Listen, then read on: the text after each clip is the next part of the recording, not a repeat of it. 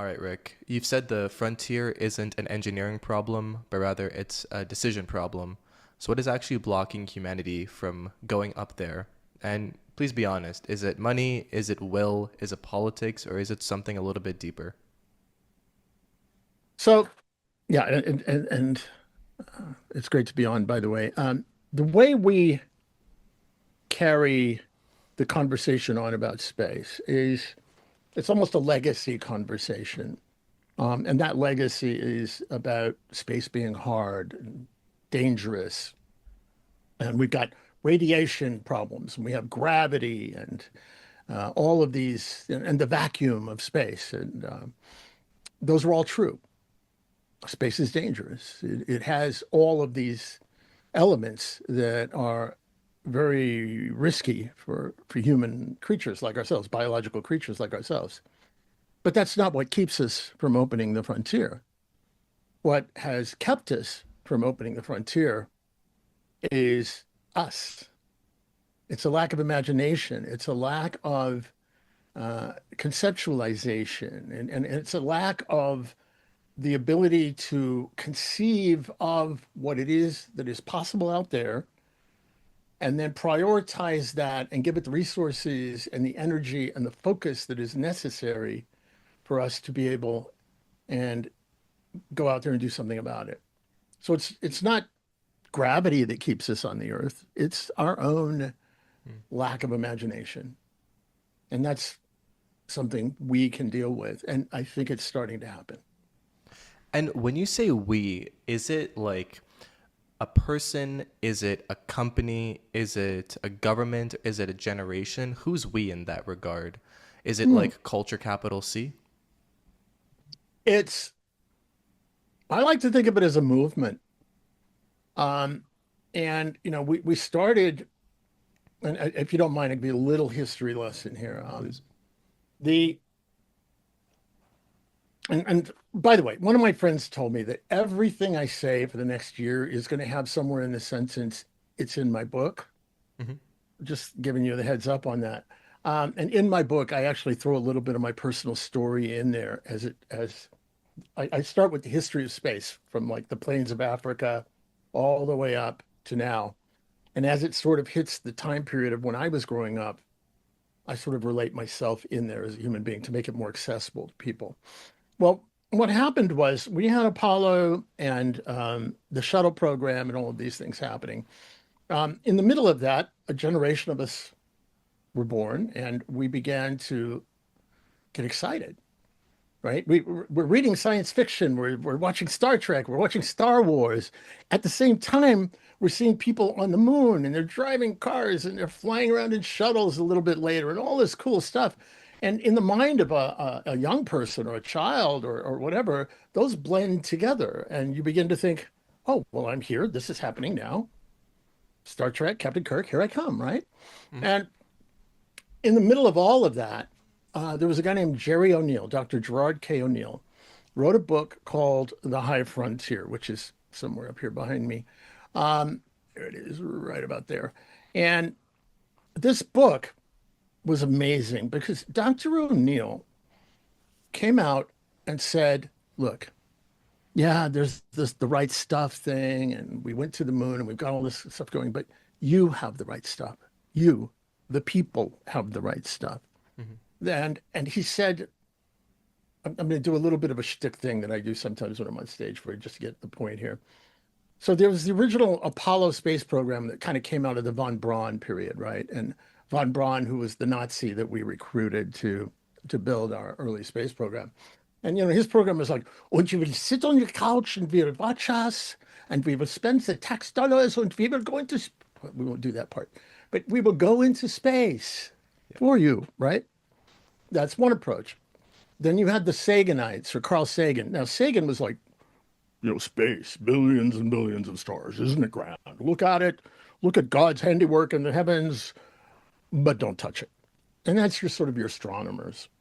Hmm. Dr. O'Neill really didn't have a funny voice. He did have this weird beetle haircut his whole life, but very gentle man. He came along and said, look, you have the right stuff. use freedom, democracy, enterprise, and the resources of space itself to expand life and humanity into the universe. Hmm. And it just blew my mind when I heard that. And um, there were other people that heard it too. There was this kid in high school named Jeff Bezos, and Never he heard of bought the him. High Frontier. Yeah, I know, right? He had a little bookstore. If he keeps going, he'll make good. I just keep going, Jeff. You'll be all right. But he bought this book as well, and we all got into it in our own ways. I didn't know Jeff back then. He gave, I think it was his valedictorian speech and things like that when he was in high school and talked to people. He said, basically, I'm going to go make money, and then I'm going to make this happen, Hmm. right? And so we're all coming up. My another guy named Diamandis, who's a friend of mine, he started the X Prize and Singularity, and we worked together on the X Prize early on. Um, they all caught this dream, and it's a very benevolent dream. It's a beautiful dream.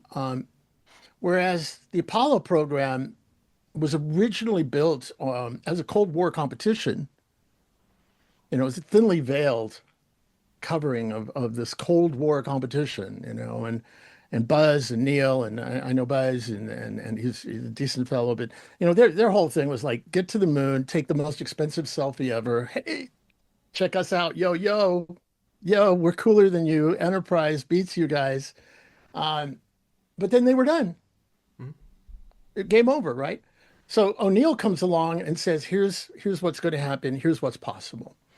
Now, at the time, we were being a bit lied to, surprise, surprise, in terms of the government, because we were being told there was a thing coming called the space shuttle. And the space shuttle was going to be super cool, and it was going to fly 50 times a year. And it was going to be $100 a pound to fly into space. And I know your viewers are like calculating their body mass right now. 100, oh, wow. But we were all buying into it. Hmm. Well, it turned out to be a lie. At the max, the shuttle only flew about 5 times a year, and it was around $10,000 a pound, and that price locked in. And it was all part of the aerospace industrial complex of keeping the money flowing and all of that. Um, and look, I worked hard to get the shuttle canceled, and I worked hard to replace the space station that's out there. Um, but I want to acknowledge the people that worked on it, all of that. Those are amazing people, amazing engineers, amazing people. Um, but there's this line you've heard particularly recently that comes from World War One, where you have this line that somebody said, "We're lions being led by donkeys," and the people that were doing these things are amazing. They're brilliant, but the policy, the culture itself was broken because it had no vision. Mm. It wasn't going anywhere. It was just, let's spend money in congressional districts. Let's do these kinds of things. So we engaged there, and I won't go way into it, but it ended up sending me on a path of um, we were using Dr. O'Neill's ideas of space and resources and enterprise, and how do we make those things happen? So we ended up writing some of the laws that enabled SpaceX to fly. I was lucky enough to be on the team. I helped kick off a team that eventually discovered water on the poles of the moon. We can come back to that later. Hmm. Um, and at one point, we took over the Russian space station, um, which was a trip. I just got to tell you, man, it was a ride. Um, find a billionaire. If you can find a billionaire, if you can get your own billionaire, it's always good. You have to tell them how brilliant they are and stuff like that. But They make we had things to get, easier. yeah, it does, right? Right. I have to admit it. And so we went over, we leased the Russian space station for a little while. We were going to build the first commercial space station out of it. We got crushed because NASA and its partners were building, I'll put it this way. We were working on the Motel 6 and they were doing the Grand Hyatt, and we Mm. got bulldozed. Sure. But along the way, I was able to sign up the first person to buy a ticket to space, and we transferred him over to the International Space Station. His name was Dennis Tito. And so something good came out of it. And two things came out of it. One, We showed that there was somebody who would be willing to put money into space, the guy who helped us build the company, which became called MirCorp, by the way. Mhm. And two, that there were people willing to pay to go, large amounts of money. He paid about 16 million. The story was 20 million, but that's not the truth. It was about 16, which makes it so much more so much more affordable for us, right? Because Right. 20 million can't do it. 16, sure, I'll write a check, right? Uh, Not happening. So all of that has led us to this point now, and it's taken a long, long time. And it's been regular folks, regular people who have been doing this. There's stories that you'll read if you read the books about like Elon and how he was trying to get SpaceX going. And there's a story in there about he's out on the island and he's launching the very first Falcon and he's put all his money into it. And if it doesn't fly, it was all over. There'd be no SpaceX. Mhm. What that story doesn't tell you is that there were regular people like myself, husbands and wives sitting in their living rooms, calling up congress people and senators to protect the budget Mhm. because Boeing and Lockheed Martin and the aerospace industrial complex was trying to kill SpaceX because they thought it might be a threat. Mhm. You know, and we defended it and we kept it going. And this was regular activists, and they don't get enough credit by any means. And the organization at the time was called the Space Frontier Foundation. And so we were able to protect the baby, and we used to say that, protect the baby, right? Um, I do want to do one caveat, if you don't mind, Please. while I'm rambling here. I do not necessarily support or endorse the political views or anything like that of my brother Elon or Jeff or any of these folks, right? We come from very different political perspectives and backgrounds. But I can tell you this, and there's a lot of misinformation out there that these guys are building their empires and they're going to go into space and build these commercial empires, et cetera, et cetera. They may, but this is not the reason they're doing space. They made their money to open space. They are not opening space to make money. And this is a very different perspective. Even some of their biggest critics will acknowledge that. Elon, everything he's doing has to do with opening space. If you look at robotics, the ability to send robots first and build launch landing pads so that he can land starships on them. The reason he's doing Starlink was to create a payload that he could make money at that would fund the development of the spaceships that he wanted to build originally to go to Mars. Mhm. The Boring Company, where you gonna live when you go to Mars? You're not gonna live on the surface. There's radiation. You're gonna live underground. Mhm. It all ties together. It's all part of one architecture that he's working on. Bezos, a little different, coming at it a little more relaxed. I mean, they're very different guys. One's on the spectrum and one is sort of just a quiet, nerdy business dude. And by the way, that's not an insult on the spectrum. Elon said that on Saturday Night Live a few years ago. He admitted it. Um, and what is really important here is to understand that we're coming from a place of passion, a place of caring, and a place of love. Right. There are people that will misconstrue this, that have attacked what it is we are all doing, as if we're going to we're plundered the planet and now we're leaving. No, it's not at Right. all the way it's about. We'll I'm we'll, sorry, I we'll gave get you a there. huge long answer. Go No, ahead. absolutely. It's great to get the entire, kind of coarse-grained history on that, just to give people an on-ramp into understanding the entire podcast. So, you've been in these rooms with presidents, with billionaires, as we were saying, with senators, NASA chiefs, and probably a lot of other important people. Who has genuinely surprised you with how deeply they get it? Yeah, I would start by saying self-important people, but Hmm. who who would surprise me? You know, some of the ones that have surprised me the most have been some of the religious people I've spoken to, Mm. religious scholars. Um, and I touch on that in the book. I get very philosophical. The second half of the book is all about spiritual principles and ideas. Um, they get it to a large degree as well. And I was having a conversation with a preacher, a reverend. I don't know what they called him in his church, but about 3 weeks ago, talking about the fact that in the Bible it says to Adam and Eve, basically, and I'm terrible, I can't quote, cite or anything, but basically, God tells them, go out and name the things I have created. Well, they're not all on the earth, Hmm. right? Or that you're the stewards of this. And he and I had the conversation of the misrepresentation of the term stewards, um, and all of that. But that surprised me.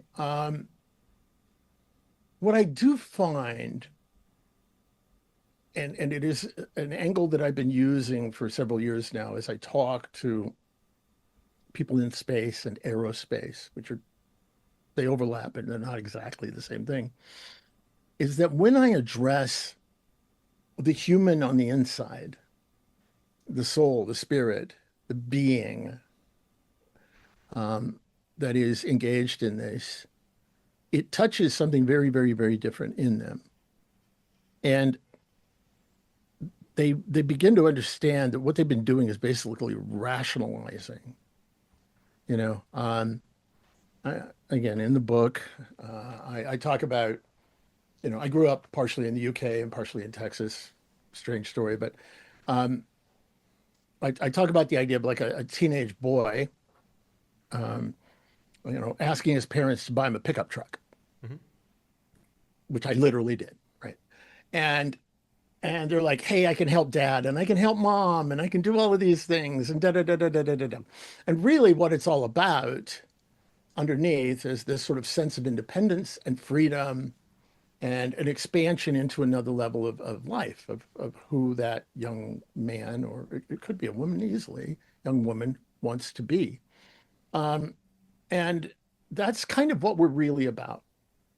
I had an epiphany. I can tell you the story if you ask, but I had an epiphany at one point, many years after having been in this field, Hmm. that, and it brought me all the way back home. Sometimes you get engaged in something and you're doing it and you're, excuse my language, where you're kicking ass and you're out there and you're making things happen, la, la, la, and you end up getting away from what may have been a very ill-defined spark that ignited in you at the very beginning to get you into whatever that thing is you're doing. Hmm. And you'll have an epiphany moment that takes you all the way back to the heart of what it was that started that flow. And that happened with me. And I began to realize that, look, I'm out here pitching this stuff to everybody. Well, we can save the planet and people will buy tickets to go and national security and blah, blah, blah, blah, blah, blah, and space resources and all these things. And then it began to come into me, and I spent a few years working on it. And literally, the reason I wrote the book was to lay out some basic principles that answer these questions as to why we go, because it's way deeper than any of that. It's very much something that comes at a level from our inside of who we are. It's very important, and we were talking about SpaceX a lot, in the last 10 minutes, and I want to kind of Mhm. switch the conversation into business. I've Mhm. cut this podcast up into a couple of chunks. Before we were in social and the society, let's go to business. So the first question on this front is, what's the most common reason a space startup fails that has nothing to do with the rocketry or the engineering? Um, the same reasons any startup fails. Um, it could be a bad idea. It could be that there are other ways of providing the answer to the question that created the concept. Hmm. that are better, market forces, but largely it's the people, Hmm. the leaders, the founders of the company. That's what I find. Once you get past, of course, our first question is laws of physics. Are you breaking them or not? Um, and then we look at the market that it's going to be playing into, which is one of our secret sauce things, is because I have been around a little while, I can make the what I call the bullshit no bullshit call Hmm. to experts like, at NASA or former or corp or whatever and say, is this real? Is this going to play into something that's happening? Can we double tap on that? What does that Sure. call look like? So when you're interacting with an idea or with a person, at what point in your curiosity do you make that call? Is it when you're already in due diligence or when you're about to go into due diligence? What does that look like? Um, it really depends on the project that's Okay. being put in front of us. If it's some sort of you know, break the paradigm early, like just wow, nobody's done this one before, then that call will be earlier. Hmm. If it is more of something where they're going to be providing a service, or playing into that sort of supply chain activities, things like that, it'll probably be later. Hmm. Because you're already in the game and the game has already been proven at that point, and now it's Right. just can they play the game better? But if somebody's coming in with like a whole new game, and then you're like, okay, let's talk about this. Is this something that is a valid technology, and are they really, it's like when you see these, and it happens to me like every few weeks, right? You see one of these damn commercials come on of somebody who's just come up with the most ridiculously obvious product, you know, and you're like, oh my God, what? Hmm. You know, and that's obviously what you're hoping for at times, right? But yeah, it really takes it's just at different times in different places. And it's also different calls. Like if I'm calling up a business expert, it's because we've already gone into that level. Hmm. If somebody's coming at me with like a commoditizable type thing, right? Then I'm going to be talking to somebody like let's say the application of AI to rendezvous and docking of spacecraft in orbit. Then I'm going to reach out and say, okay, what are the challenges that are already out there, and what are the solutions that are already in place? And would this application, enable some sort of quantum leap in the capability of the customers who buy this particular package for their spacecraft so they can do this kind of thing, right? But then sometimes people roll in with some of the most basic. One of my friends started a company, which he's since left. It was called Orbit Fab, and this is mind-blowingly basic stuff here on Earth, but it has to do with part of the paradigm shift that we're about and on the frontier. And when we go into the frontier of opening space, then what you're looking at is how do you economize? How do you create sustainability for the long term? In other words, you're not going out to visit. Hmm. You're not going out to plant flags and footsteps, steps, as we call it. You're going out there to live and create an economy. Well, that is completely different from what we call the use it and throw it away culture of space, Hmm. right? Which, by the way, interestingly analogizes the entire culture of the Earth right now. Um, and so he came up with the idea of like, we've got all these billion-dollar satellites and like your direct TV satellite or your whatever that's out there, a billion-dollar satellite, and it flies for a few years, and when it runs out of propellant, it's a gigantic billion-dollar paperweight in space. Hmm. And he had this insanely crazy idea. What if we put a gas cap on it and we could refuel it? You know, completely common sense down here, but the space industry had never thought about that before, Hmm. right? And what does that mean? Well, it means now your entire business plan can change in terms of the sort of satellites you build. Um, it means you can refuel them. Well, if you can refuel them, that means you can keep them up there longer. If they can keep them up there longer, then you want to stay ahead of a technology curve, which means then you want perhaps integrate modularity so that you can do plug and play and on and on and on. It's a cascade of revelations that come out of sort of a paradigm shift. Um, and so we're seeing that now, right? There are spacecraft now that are they're putting gas caps on them. Um, on top of that, we have tow trucks now. We're looking at, oh, okay, I can take your satellite and move it up over here, Mhm. right? Or if it's dead, I can take it and move it over here. So these are the kinds of shifts that are going on. So yeah, when I get into those kind of calls, I really want to get pragmatic. Um, but I do want to take you back for a moment to the human side. Um, because again, that's where the failures, 90% of them, Right. right? So Go you're ahead. interacting with the idea. You make sure that it's not like a warp drive or anything. It respects the laws of physics. The idea is good. You've made the call. The no BS detector. The BS detector hasn't gone off. And then you look at the people. Now, when we say the people, is it the founders? Is it the team? Is it the entire unit? The people advising? Like, who are you looking at? It starts with the founders. Yeah. It starts with the founders. I like to ask questions like, okay, how long do you plan on staying with the company in an actual executive role, Right. right?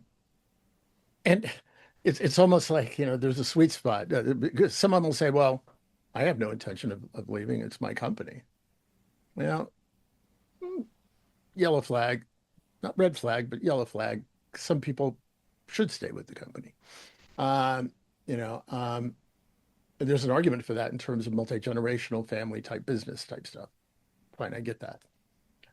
But then there's the other approach, which is, oh, I just want to build this thing up, and then I'm going for an M&A, merger acquisition or something like that, as quickly as I can. Well, that signals to me that maybe there's not enough commitment from them. Their heart and soul isn't into it. It's a very utilitarian play that they're doing. Um, we're not at the phase in this field where we get a lot of that Mm. yet. We will. Because right now, the people that are starting this revolution, starting this breakout, are coming at it from passion, most of them, in their hearts and souls. Um, but then you have this ego. Ego kills you, right? I've got the best idea ever. Everybody else is an idiot. I'm the smartest person in the room. All of that. No, I'm not going to invest in you. Um, Entitlement, right? If I see somebody that we're investing in a first class seat in an airline, there's going to be trouble, right? And by the way, that's a killer in this field, and I'm sure in other fields. People get so going, they get caught up in the look and feel of grandeur of being part of a space, and then I've actually walked into a space company at one point that actually collapsed and has been reborn now and is a major player. Um, and I remember talking to the founding CEO, and I was like, dude, this factory is pretty damn fancy. And he said, well, yeah, because we have to look the part. We have to look it, right? Um, Nothing in this big, fancy, brushed steel, beautiful glass buildings, all of that had anything to do really with flying the spacecraft. Right. It had to do with impressing people and looking. And I'll tell you one last one is how quickly they're going to go from plan to execution, right? My grandfather, old Texas cowboy, said I'm paraphrasing him badly, but there's 100 miles between the talking about and the doing of, Mm. right? And people that can't get to execution, I'm working with one company now that is working on an amazing little technology, a reusable, basically reusable satellite Mhm. that flies. You fly it up, it does its thing, then it flies back down and lands on a runway and change it up and send it off again. Mhm. Um, And my advice to them initially, immediately, was fly something, Mhm. Do fly a something. test article, you know, and then publicize the hell out of it. Even if it's not 100% full up, fully engineered test article, fly it, do it. So those are the things. Right. So let's let's remember Uber or Airbnb. We're just a taxi company or we're just a hotel platform. And they said this back in the day, and then they grew to be, these household names and these case studies that we all refer to when we're on podcasts and such. Mhm. Can you give an example of maybe what that could look like right now? Like the Uber story, for example, if we were to just, quickly, kind of press and hold on it. The founder of Uber, he was at the San Francisco airport coming from Paris, and he just looked at the taxis around and he said, "Why can't I call one on my phone?" Just like that. Airbnb, a very similar story where the founder, I think, was trying to figure out exactly how to stay in a certain city and realized that, I don't need all the amenities from a hotel. I literally just need a bed and a room. And so in that similar vein, in that similar domain, like what is like the thing that is the actually the whole game but sounds kind of boring in the space industry? I love that question. And by the way, this is why we need people like you to roll in to our field more and more, which I'm trying to do. But um, because see, we still have this mythos in space, right? It's the magic of space. It's NASA. Everything's different, everything. Ooh, no, right? Like you just heard about that was on the Artemis mission, the toilet's still got to work, Right. right? And so there were, let me think about it. I have one friend, and I'll go ahead and name him because he's going to be a household name, or his company is very soon. Um, his name is Jed McCaleb. He started the coin Stellar, the crypto coin, and he's been an investor in my company and donor to my nonprofit and things like that. But um, back in the early 2010s, I started one of the two asteroid mining companies. Mhm. And there were two of us, and we were way too. In fact, my friend Diamandis was the other one, and then so he had Planetary Resources, I had Deep Space Industries. We were way too early, and so Jed reaches out to me at one point shortly after I start Space Fund, and he came in actually and anchored one of the funds for us, but he's like, Rick, tell me all about asteroid mining. And he flies down to Austin and we hang out all day and I'm laying it all out for him and I'm telling him all the uns and outs and the things and everything I learned and all of that. And then he goes quiet and I don't hear from him for almost a year. And then I found out he started a space station company, like completely different. And I got it.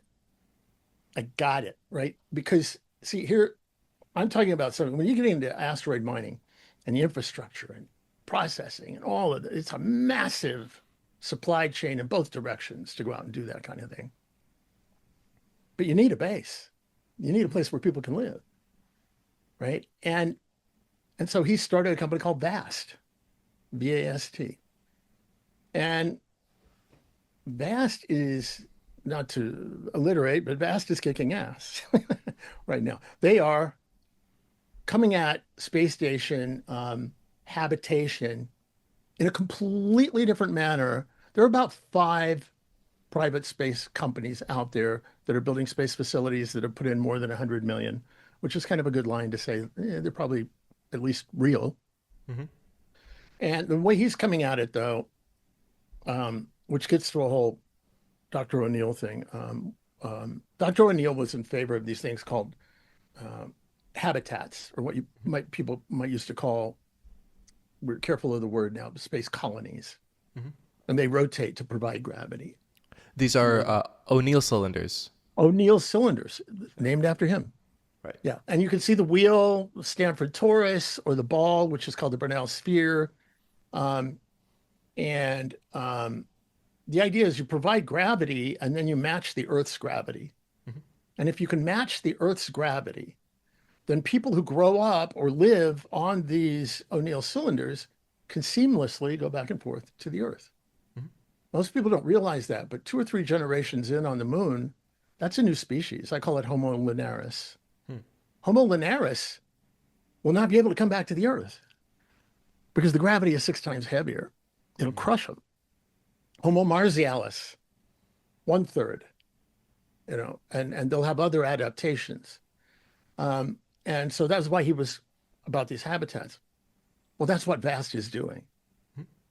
right? But if you go and look at their website, they're not just doing that. They're throwing out all the models of that look like 1960s. Just today, they rolled out the suits that their guests are going to wear.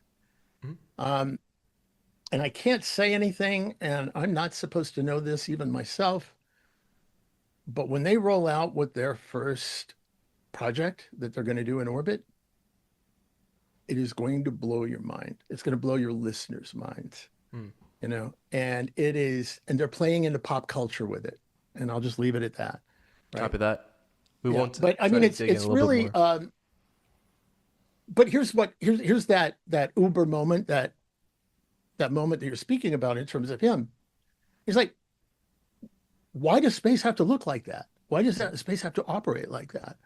Why can't I go to space and stay in a place that has now it's artificial, but like wood paneling and instead of all this stuff that you see inside of the space station, all this, right? Mhm. Why not?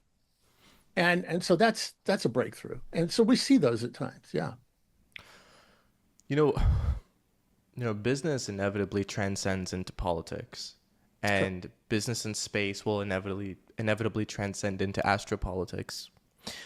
What are the stupid question would be, what are those astropolitics that we have to contend with? However, where does that start? Is it starts in orbit? Is it starts just in terms of the rocketry and the space startup? Is it as soon as we land on the moon and we start building on the moon, then we have to figure it out from there? Like, where do you think that astropolitics starts, and then the inevitable question is, when does the game theory have to be thought of beforehand? Well, the game theory has been being thought of since the first science fiction novels, Hmm. right?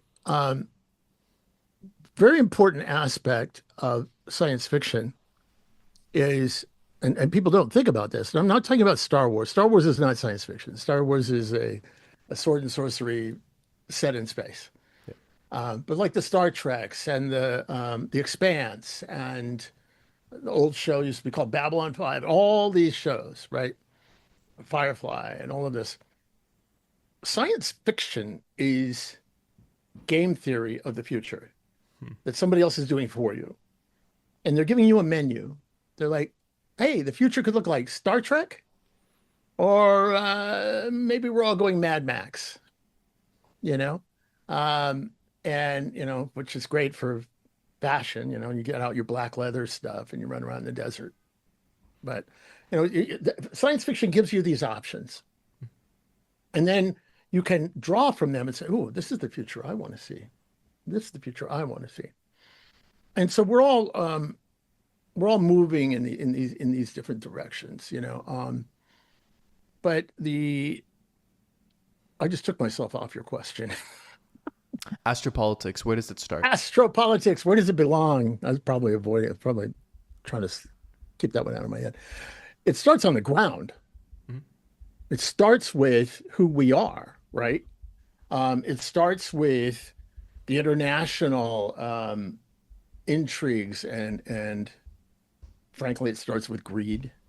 Mhm. It starts with what I call power boys. I don't like the idea of strong men. They're power boys, Mhm. and people on the ground who are trying to grab and all of that. The ethos, the ethics we have on the ground will be projected into space. However, I do believe, and I'm a strong believer, that as we've moved into each new frontier and each new world and each new place as humanity has grown, we've gotten a little bit better.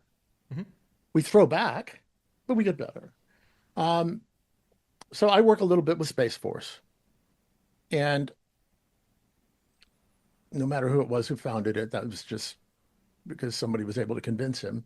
Mm-hmm. There were people thinking we needed it beforehand. Space Force, for example, is a reaction to things that are already happening, right? China was already up there blowing up satellites to show that they could shoot satellites down, which created an immense debris cloud that's still flying around the Earth. Um, Russia, same thing, right? And so we started putting our space assets together into a unified command to begin looking at that, as well as the other things that you do with space. Um, but as human beings, we really should take this opportunity. It's funny you asked me that because I'm contemplating an op-ed right now and I may not do it, but I do a lot of op-ed writing, opinion writing. And the op-ed in my head right now is when do we bomb the moon? Mm-hmm. Right? Because it's hard for me to ignore that in the recent past, we're bombing Iran and flying to the moon. I mean, you could not create a greater polarity between the high and low of what it means to be a human being and the uses of technology. It's right there.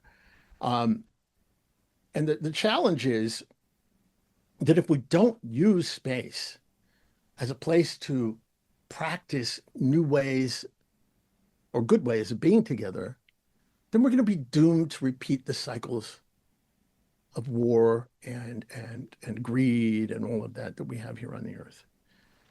When I talk to people, I like to point out that there's one place in the solar system where Russians and Americans don't just live together, they love each other.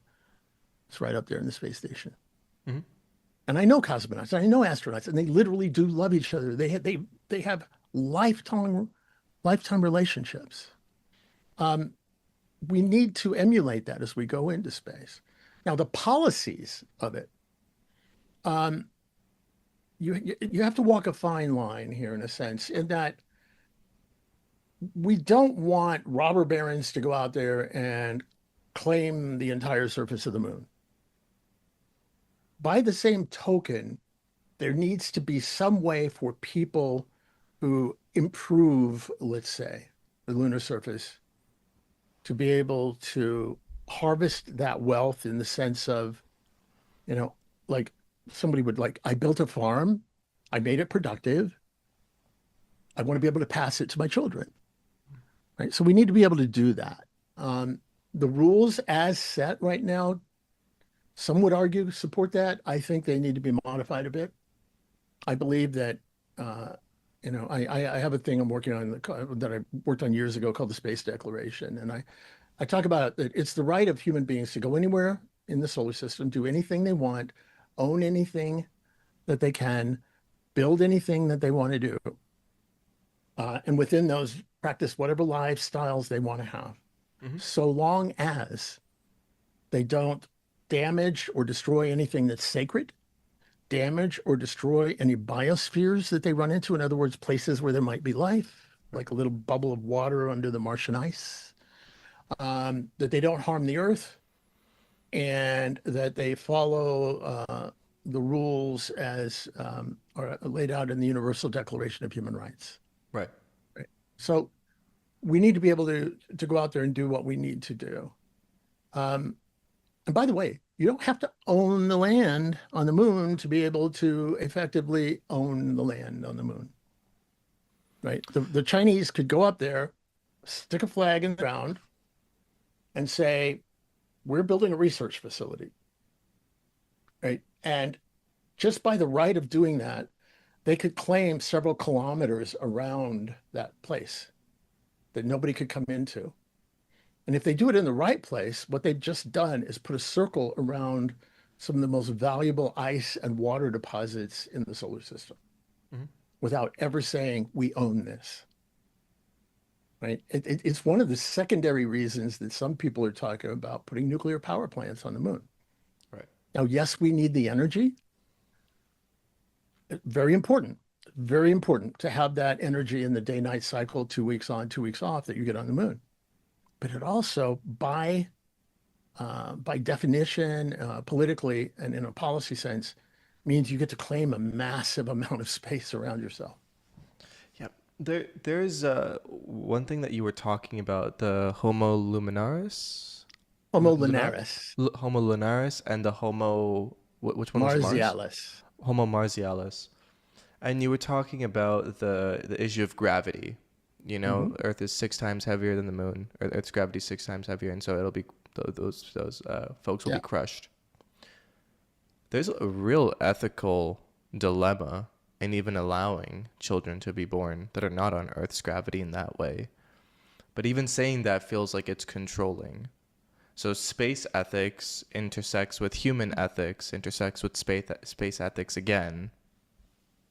I'm not going to ask you about the line because we could talk for the next 4 years about the line of where that, where Hmm. that dichotomy exists. How do we start thinking about this reality of when people are born on other planets, they're going to be of humanity, but a different species? I love the way you started the question. I don't even know if you were thinking about the way you were saying it, but that, um, on the one hand, you've got this, and on the other hand, you've got that, right? Um, do we have the right to go out into the universe and have children in the places where we are, even if that means those children will be eventually fundamentally different than we are? Um, and do we have the right to stop people from doing that because we have some sense of the ethos of that being incorrect?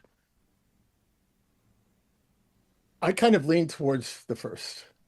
Um, and because that's what we've done with humanity forever.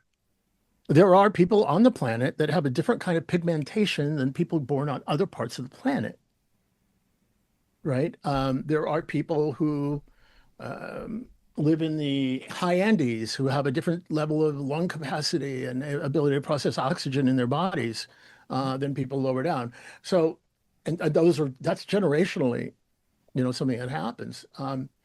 So yeah, I think the epicanthal fold on our eyes comes from different abilities to interact with sunlight and darkness.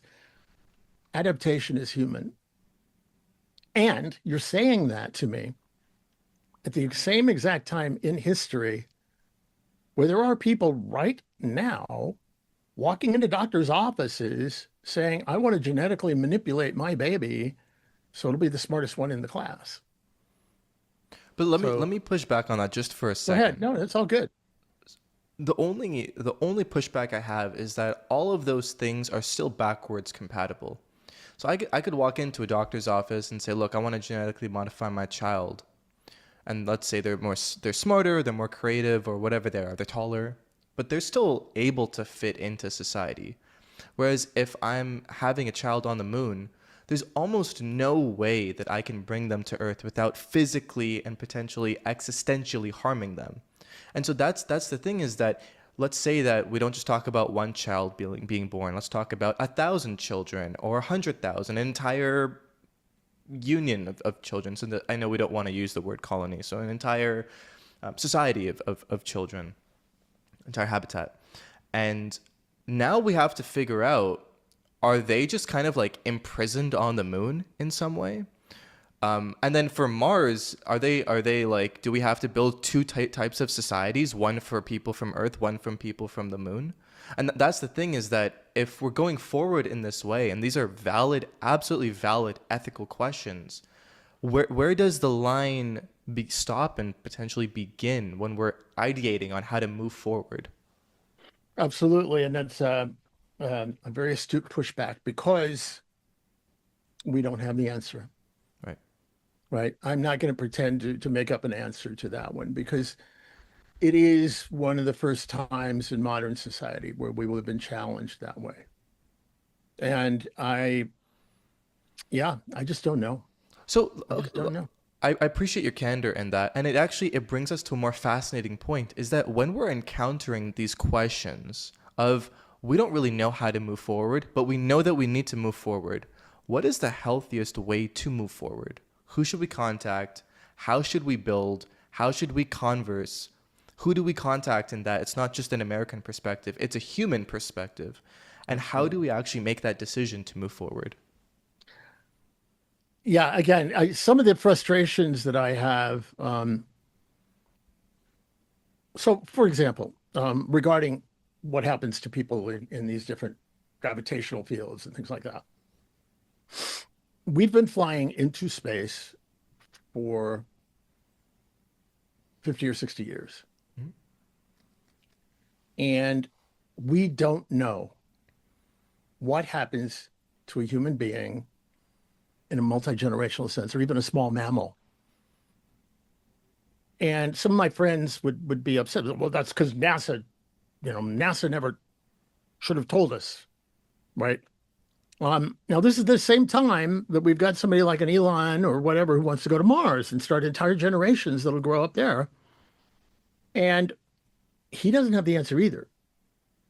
And the reason we don't have the answer, which I believe we should have had long ago, at least to some level, is because when you look at the paradigm, the mission paradigm for, let's say, NASA, and the Russians as well, but let's say NASA, the biological study level in terms of downstream time and what happens to human beings in space that they have cared about has only been at a mission level. In other words, the max that they have ever cared about at NASA is what happens to human beings, let's say 3 years. In other words, how long does it take to go to Mars, visit Mars, scoop up some stuff, hang out for a while, catch the next cycle, come back and come to Earth? That's all they've ever cared about. Why? Because we never told them to care about more, right? There was a friend of mine in 1988 passed a law called the Space Settlement Act, passed by California Congressman George Brown, signed by Ronald Reagan into law Mhm. that would have mandated that NASA look at long-term multi-generational studies, among other things, as to what human beings, what will happen 3 or 4 or 5 or 6 or 10 generations later on. And eventually NASA killed it Hmm. because it was inconvenient. It Of wasn't course. part of their idea, right? It wasn't about NASA has never been about sending you and me into space. It's never been their job, and it's not their fault. That's just what Congress has told them, right? Um, so they never studied this stuff. Well, now I think it's incumbent that somebody like an Elon Musk or anybody who wants to create permanent long-term human civilization beyond the Earth should be funding these kinds of studies. Mhm. We need to know, right?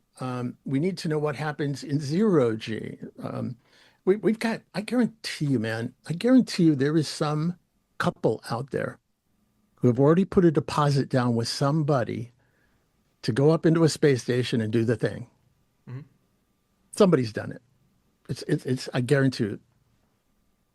And we don't know how that's going to turn out because we haven't put in the study money and the funding to find out. We have some ideas, and some of it doesn't look great. Mhm. So we need to know. But I think you're touching on one of the great ethical questions of as we move forward out there. I am a believer at the independence of humanity level that if we were to find out theoretically, I'm going to leap beyond here for just a second. If we found out theoretically that children could grow up on the moon and the only thing they couldn't do was come back to the Earth, but otherwise they would be healthy within a lunar environment, I think we would probably have to leave that up to the parents. So my body, my choice in a completely different context. My body, my choice. Yep, absolutely. Kind of flips it around in a weird way, doesn't it? Oh, But 100%. In a yeah, societal context. yeah. Well, I mean, think of it this way. I'm going to use yours back at you in a sense. We have that slogan, "My body, my choice." You know, and I can have a child or I can abort a child, and then we look at as a culture, we give people the right to have babies and to have children in any environment, Mhm. right? You're a junkie, a homeless junkie, an unhoused homeless, whatever politically correct statement it is, living on the street, you have the right to have your child Mhm. in what one could argue is a hostile environment, Mhm. right? And what have you done to that child's future by having that child? And I'm making no moral judgment in either direction. I'm just saying that's the way we treat it. So I think we would have to extend that into space. But I think you bring up something, and there are probably some great white papers that and, need to be published in that very domain. 100%. I look forward to reading those white papers when they do come When they out, come out. I and think you're hopefully giving me some collaborating other on them. editorial ideas here. Yeah, Yeah, absolutely. thank you. Go ahead. Just to respect your time, I want to make sure that we're wrapping up on a positive note. Let's assume that this is all going to work out in the way that we're hoping, and that we're going to utilize the wisdom that we all should rather than ignore the things that are knocking out our front door. And so 50 to 100 years from now, there's going to be somebody watching this that's not on Earth, that is, in a different kind of society with different kinds of values, but is of humanity. What do you say to that person who is looking back on a species that was still contending with the very existence of their society and of them, and now that they are grown and matured and have full-fledged consciousness and are living on, experiencing a different kind of sunlight, different kinds of butterflies and trees around them, with looking back on a species that was still contemplating if they should even build the society that they exist in right now? What do we say to them? Thank you. Thank you. And we're proud of you and we love you. Probably that's the first line. We love you because you are exemplifying for us the possibility and the hope that came out of this period in which we were engaged in an act of creation and moving into a realm that we did not understand, that we did not comprehend, that while we were reaching for it, we were still, the idea of reaching for the stars while our feet are still on the ground. We are at this moment in time when you are looking back at us, we're still operating at the level of apes. We're the apes. We're the apes with the sticks and the stones, except now we have guns and weapons and calculators and iPhones and all of these things. But we're still operating as apes, as animals. And I would hope that by the time you or they or who we are talking to in the future is looking back at us, that we would have evolved spiritually. Mm-hmm. The physicality of it is ones and zeros and A's and B's. And, whether you're living on Mars, whether you're living on the moon, whether you're living in free space, maybe you're one of these people who's Homo specialis, and you've decided you don't need legs and all of this, and you're living in micro G and you've become a completely different kind of version of humanity. The essence of who we are, the essence of what we are, is possibility, is hope, it's curiosity.